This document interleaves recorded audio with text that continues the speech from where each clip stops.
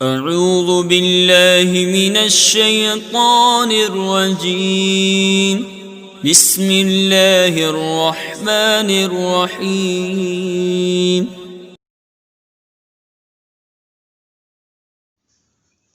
بسم اللہ الرحمن الرحیم۔ میں مجاہد حسین رضوی، استاذ دارالعلوم غریب نواز الہ آباد، درجہ خامسہ کے متعلمین سے مخاطب ہوں اور السراجی فی المیراث کا درس دینے جا رہا ہوں۔ کل کے سبق میں آپ نے بنات الابن کے 6 حالات کا اور ان حالات میں ان کے حصوں کا یا محرومی کا تذکرہ پڑھا تھا۔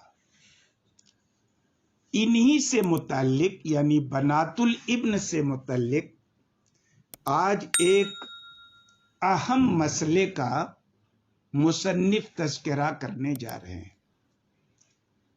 کہتے ہیں کہ اگر کسی نے ولو ترک ثلاثہ بنات ابن، اگر کسی میت نے بیٹا کی 3 بیٹیاں چھوڑی، لیکن یہ 3 بیٹیاں ایک درجے میں نہیں ہیں بلکہ بعضہن اسفل من بعض، ان میں بعض بیٹیاں بعض سے درجے میں نیچے ہیں۔ وَثَلَاثَ بنات ابن آخر، اور ان کے ساتھ ساتھ بیٹا کے بیٹے کی بھی 3 بیٹیاں چھوڑی، یعنی پوتا کی 3 بیٹیاں چھوڑی، لیکن پوتا کی بھی یہ 3 بیٹیاں یہ برابر درجے میں نہیں ہیں بلکہ بعض سے نیچے ہیں۔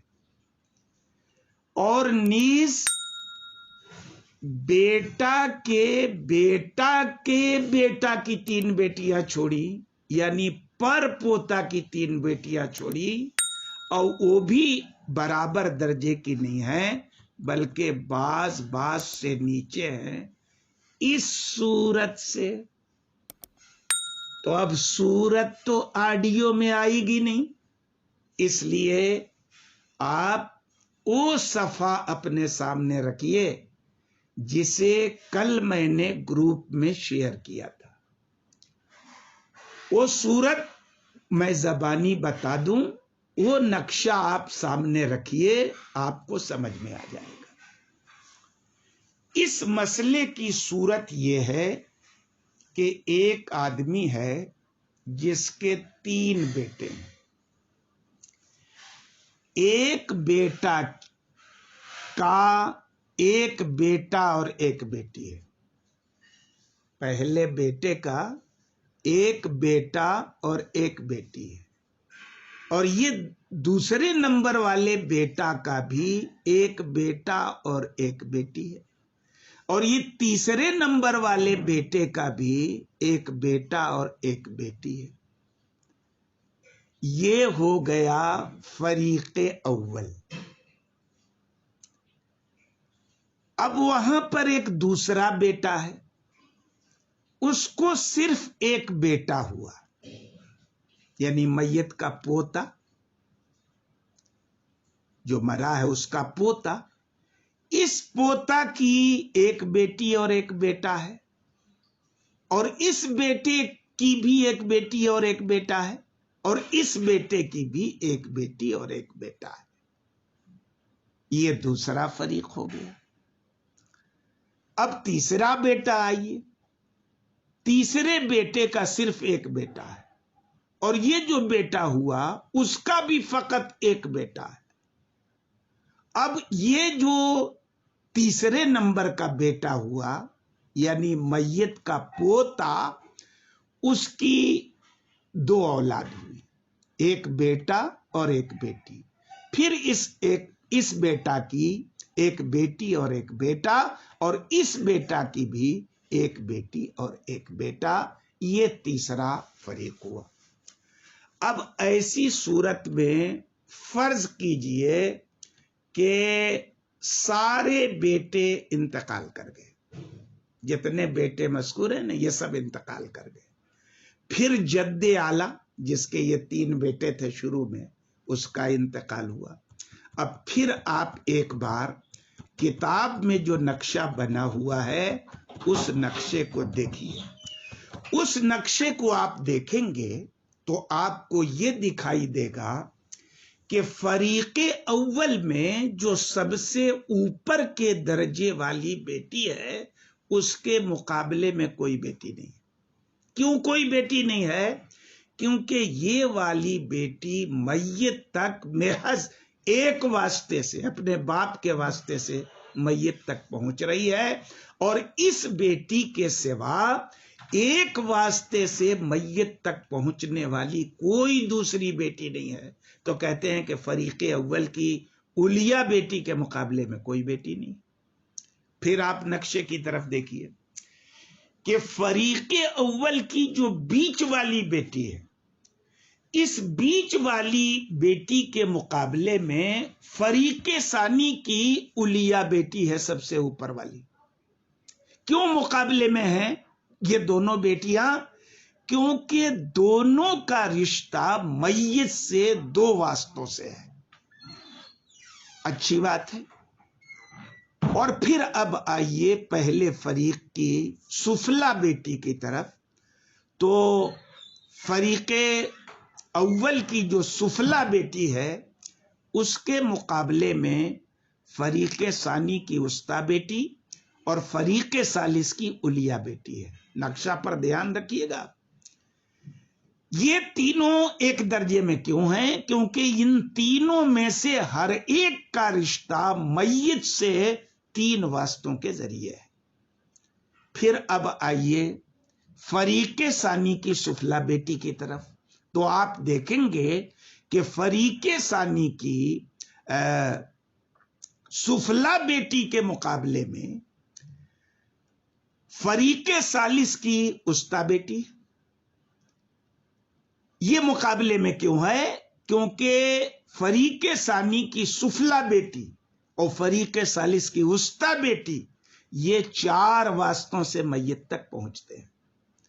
پھر فریق ثالث کی جو سفلا بیٹی ہے اس کے مقابلے میں کوئی نہیں ہے، کیونکہ ساری بیٹیوں میں تنہائی ایک بیٹی ایسی ہے جو 5 واسطوں سے میت تک پہنچ رہی ہے، اور اس جماعت میں بنات الابن کی جماعت میں 5 واسطوں سے میت تک پہنچنے والی دوسری نہیں ہے، سب اس سے کم واسطے سے پہنچنے والی ہے، اس لیے اس کے مقابلے میں کوئی نہیں ہے۔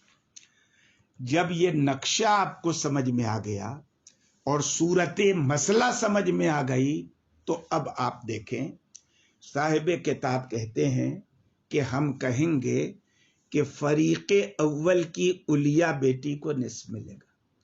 فریق اول کی اولیا بیٹی کو نصف ملے گا۔ کیوں ملے گا نصف؟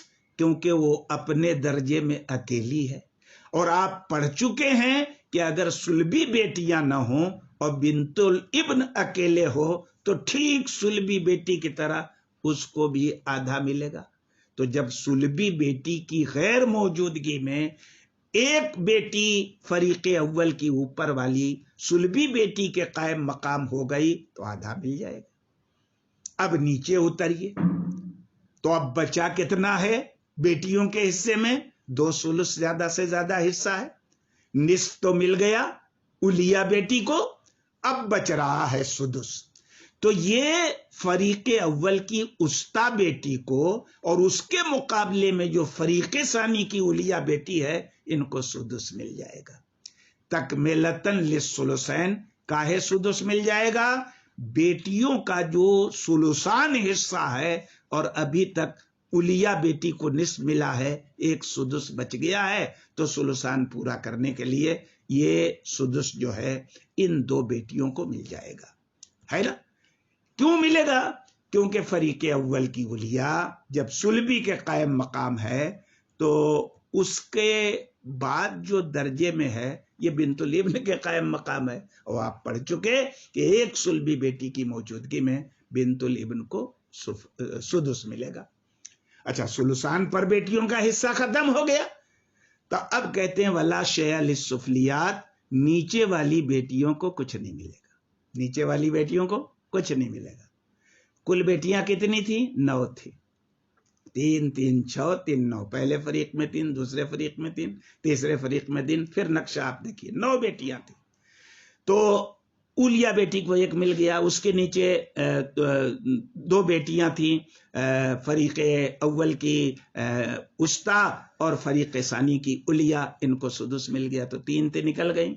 अब उसके नीचे जो 6 बनातुल इब्न बचती हैं, इनको कुछ नहीं मिलेगा। क्यों? इसलिए कि बेटियों का जो ज्यादा से ज्यादा हिस्सा था वो 2 सुलुस था, वो 2 सुलुस पूरा हो गया, तो अब बाकी लोगों को नहीं मिलेगा, है कि नहीं? बतौरे फर्ज नहीं मिलेगा। हाँ, बतौरे उसूबत मिलेगा, असबा बन सकती हूँ, साहिब फर्ज तो नहीं बनेंगी, क्योंकि फर्ज यानी जो मुकर्रर हिस्सा है बेटियों का वो तो मिल चुका। इसलिए कहते हैं कि इल्ला अन यकूना माहुन्ना गुलाम, मगर ये कि ये नीचे वाली जो 6 बेटियां हैं उनके साथ कोई गुलाम हो।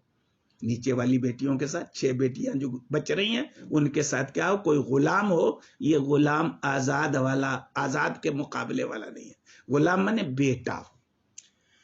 अगर बेटा कोई होगा फयुअस्सिबु, तो ये असबा बना देगा। लेकिन किनको असबा बनाएगा? जो उसके दर्जे में है उनको असबा बनाएगा, और जो उसके ऊपर हैं उनको असबा बनाएगा। नीचे वालों को यह असबा नहीं बना सकता। लेकिन ऊपर कहां तक बनाएगा? 2 दर्जे की जो बेटियां हैं, पहले दर्जे में फरीक अव्वल की उलिया बेटी और दूसरे दर्जे में फरीक सानी की उस्ता, और फरीक सानी की उलिया और फरीक अव्वल की उस्ता बेटी, इनको बतौर फर्ज सुदुस मिल चुका है, तो जाहिर है साहिब फर्ज है। अब ये असबा नहीं होंगे, तो इनसे नीचे नीचे जितने होंगे उनको असबा बना देगा, यानी अपने से ऊपर और असहाबे ये साहिब फर्ज बनातुल इब्न से नीचे को असबा बना देगा। अच्छी बात है, अच्छी बात है। वयस्कुतु मन दूनहु, और उसके नीचे जो हैं वयुस्कितु मन दूनहु, और ये बेटा जो है अपने नीचे की लड़कियों को वो क्या कर देगा? महरूम कर देगा। अब जब आपको ये मसला समझ में आ गया कि बेटा जिस दर्जे में होगा उस दर्जे की महरूम बेटियों को और उससे ऊपर की महरूम बेटियों को सबको असबा बनेगा, और जो माल बचेगा 1 सुलुस वो लिज़्ज़करी मिस्लु हज़्ज़िल उन्सयैन बच जाएगा। अब मुख्तलिफ सूरतें इसकी हो सकती हैं। अब मान लीजिए बेटा कहां हो? फरीक अव्वल की सुफला बेटी के साथ, क्योंकि उस्ता बेटी को तो मिल ही गया है सुदुस, तो अब फरीक अव्वल में कौन रहेगा? सुफला बेटी। तो अगर बच्चा कहां हो? लड़का फरीक अव्वल की सुफला बेटी के साथ, तो अब उलिया बेटी निस्फ ले चुकी है, और फरीक अव्वल की उस्ता बेटी और फरीक सानी की उलिया बेटी सुदुस ले चुकी हैं।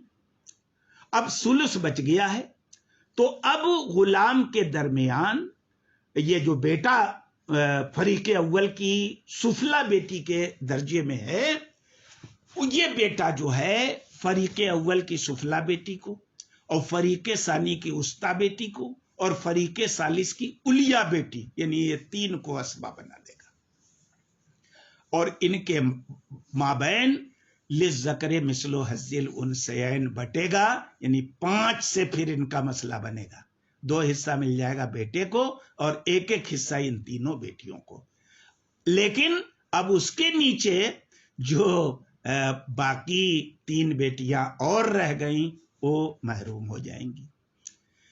अब फर्ज कीजिए कि गुलाम जो हो ना, ये फरीक अव्वल की सुफला बेटी के साथ नहीं बल्कि फरीक सानी की सुफला बेटी के साथ हो, تو اب ایک सुलुस जो माल बचा है ये बेटा के दरमियान और पहले गिरोह की सुफला बेटी के दरमियान, दूसरे गिरोह की उस्ता और सुफला बेटी के माबैन और तीसरे गिरोह की उलिया बेटी के माबैन और उस्ता बेटी के माबैन ये बट जाएगा असबान लिज़्ज़करि मिस्लु हज़्ज़िल उन्सयैन। और तीसरे फरीक की जो सुफला बेटी है फकत यही एक बेचारी महरूम रह जाएगी। और फर्ज कीजिए कि अगर बेटा फरीके सालिस की सुफला बेटी के दर्जे में हो तो एक सुलुस जो माल बच रहा है ये इस बेटा के दरमियान और सुफलियात के दरमियान, यानी ऊपर से जो जिनको हिस्सा मिल चुका उसके नीचे जितने हैं ये सब के बीच लिज़्ज़करि मिस्लु हज़्ज़िल उन्सयैन बटेगा। और जाहिर है अब बेटियां जो बची हैं 3 तो पहले निकल चुकी साहिब फर्ज होने की हैसियत से, 6 बची थी, 6 ओ और एक बेटा, ये बेटे का 2 हिस्सा और बेटियों का 1 हिस्सा लिज़्ज़करि मिस्लु हज़्ज़िल उन्सयैन। 8 से इनका मसला बनेगा अलग से और 8 में से 2 हिस्से बेटा को मिल जाएंगे और 1 हिस्से बेटी को मिल जाएंगे। यही वो मसला है जिसे किताब में पूरी सराहत के साथ बयान किया गया है। इसे आप अच्छी तरह से नक्शे को देख के बार बार तकरीर सुन के जब तक समझ में ना आए तब तक पढ़ते रहिए और उसके बाद भी समझ में ना आए तो पर्सनल पर कांटेक्ट करके आप मुझसे समझ सकते हैं। वस्सलाम।